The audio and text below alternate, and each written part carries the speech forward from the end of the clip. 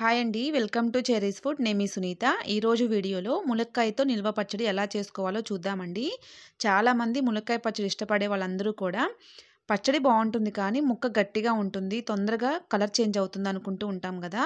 అలా కాకుండా ముక్క మెత్తగా కలర్ అస్సలు చేంజ్ అవ్వకుండా ఉండాలంటే ఈ విధంగా చేసి చూడండి, చాలా బాగుంటుంది. దీనికోసము ఒక అర కేజీ ములక్కాయ ముక్కలు తీసుకోవాలి. ఒక 5, 6 కాయలైతే సరిపోతాయి అనుకుంటానండి. చూసుకొని తీసుకోవాలి కాయ సైజును బట్టి. ఆ ములక్కాయలు శుభ్రంగా కడుక్కొని తడి లేకుండా తుడుచుకొని ఇలా 2 ఇంచుల పొడవుండే ముక్కలుగా కట్ చేసుకొని తీసుకోవాలి. ఇప్పుడు చేత్తో గుప్పెడిలో పట్టుకుంటే గుప్పెడు నిండుగా ఉండే అంత చింతపండు తీసుకోవాలండి. ఒక కమలాకాయ, కొంచెం పెద్దగా ఉండే కమలాకాయ సైజ్ అంత చింతపండు తీసుకోవాలి. ఈ చింతపండుని ఒక అరగంట సేపు ఇలా నీళ్ళలో నానబెట్టుకొని ఉంచుకోవాలి. మనం చింతగుజ్జు తీసుకోవాలి కదా, ఇలా నానబెట్టుకుంటే ఈజీగా వస్తుంది. ఇలా తీసుకున్న ఈ చింతగుజ్జుని ఒక వడబుట్టలో వేసుకొని వడగట్టుకోవాలి నలకలేమీ లేకుండా. ఇలా కింద కలుపుకుంటూ ఉంటే వడగిన్నెలోకి ఈజీగా దిగుతుందండి, నలకలేమీ లేకుండా ఈజీగా వస్తుంది. ఇలా వచ్చిన ఈ చింతగుజ్జుని స్టవ్ వెలిగించుకొని స్టవ్ పైన పెట్టుకొని కొంచెం దగ్గర పడే వరకు ఉడికించుకోవాలి. మరి గట్టిగా ఉడికించుకోకూడదండి. గట్టిగా ఉడికించుకుంటే పచ్చడి కూడా గట్టిగా పిట్టులాగా అయిపోతుంది. ఇలా కొంచెం లూజ్గానే ఉడికించుకొని ఉంచుకోవాలి. ఇప్పుడు ఈ చింతగుజ్జుని తీసుకొని పక్కన ఉంచుకొని చల్లారనివ్వాలి పూర్తిగా. ఇప్పుడు స్టవ్ వెలిగించుకొని ఒక బాండీ పెట్టుకొని అందులో 1 స్పూను మెంతులు వేసుకోవాలి, 2 స్పూన్లు ఆవాలు వేసుకోవాలి. ఈ మెంతులు, ఆవాలు మంచి కలర్ వచ్చే వరకు వేగనివ్వాలి. ఇవి మంచి కలర్ వచ్చిన తర్వాత మంచి స్మెల్ వస్తాయండి. అంతవరకు వేగనిచ్చేసి ఈ ఆవాల మెంతులు కూడా పక్కనుంచుకొని చల్లారనివ్వాలి. ఇప్పుడు వీటిని తడి లేకుండా పొడిగా ఉన్న ఒక మిక్సీ జార్లో వేసుకొని మెత్తగా గ్రైండ్ చేసుకోవాలి. ఇలా గ్రైండ్ చేసుకున్న ఈ ఆవాల పిండిని ఒక పక్కన ఉంచుకోవాలండి. మనకి ఇంకా పచ్చడిలోకి ఆవాలు మెంతులతో వేసుకున్న పిండి రెడీ అయిపోయినట్టే. ఇప్పుడు స్టవ్ వెలిగించుకొని ఒక బాండీ పెట్టుకొని 1 కప్పున్నర నూనె పోసుకోవాలి. ఇది పల్లి నూనె అండి. ములక్కాయ పచ్చడికి పల్లీల నూనె అయితే బాగుంటుంది. ఈ నూనె వేడైపోయే పని ఉండదండి. కొంచెం గోరువెచ్చ అవ్వంగానే మనం తీసుకున్న ఈ ములక్కాయ ముక్కలు వేసుకోవాలి.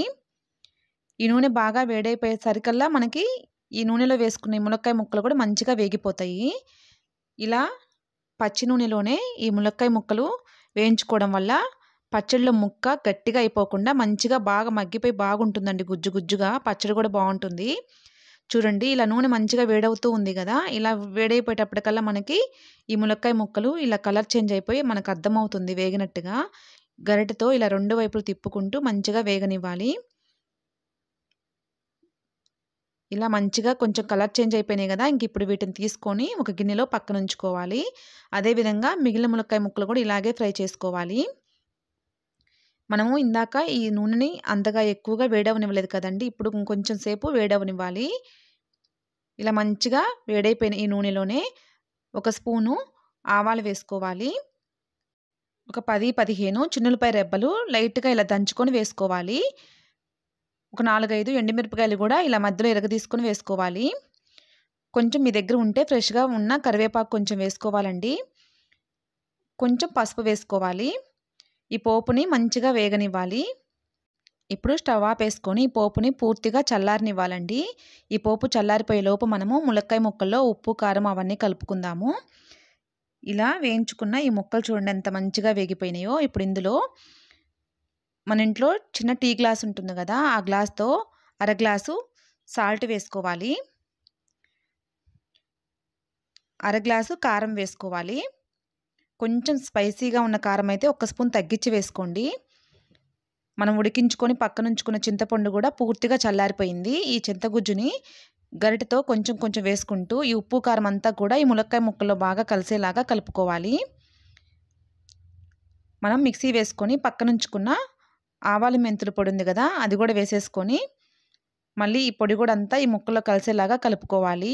మనము చింతగుజ్జు కొంచెం పల్చగా ఉడకబెట్టుకున్నాం కదండి. చూడండి పచ్చడి కూడా ఎంత గుజ్జులాగా ఎంత బాగుందో.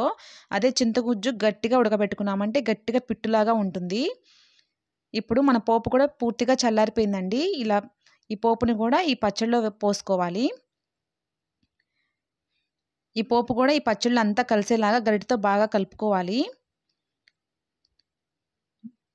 ఇప్పుడు మూత పెట్టుకొని ఒక అరగంట సేపు పక్కన ఉంచుకోవాలండి. మనకి ఇంక ఇది 2 రోజులు 3 రోజులు అలా మగ్గే పని ఏమి ఉండదు, వెంటనే తినేసేయొచ్చు. ఒక అరగంట తర్వాత ఈ ఉప్పు, కారం అంతా కూడా ముక్కకు పట్టిద్దనమాట. మనకింకా ములక్కాయ పచ్చడి రెడీ అయిపోయినట్టేనండి. వేడి వేడి అన్నంలో ఈ ములక్కాయ పచ్చడి వేసుకొని తిన్నామంటే చాలా బావుంటుంది. ఈ పచ్చడి తడి తగలకుండా ఉంచుకున్నామంటే ఎన్ని రోజులైనా నిలవ ఉంటుందండి. కలర్ గూడా అస్సలు చేంజ్ అవ్వదు. ముక్క కూడా మంచిగా ఉంటుంది గట్టిగా అవ్వకుండా. ఈ వీడియో మీకు నచ్చినట్టయితే లైక్ చేయండి. మీ ఫ్రెండ్స్‌కి ఈ వీడియో షేర్ చేయండి.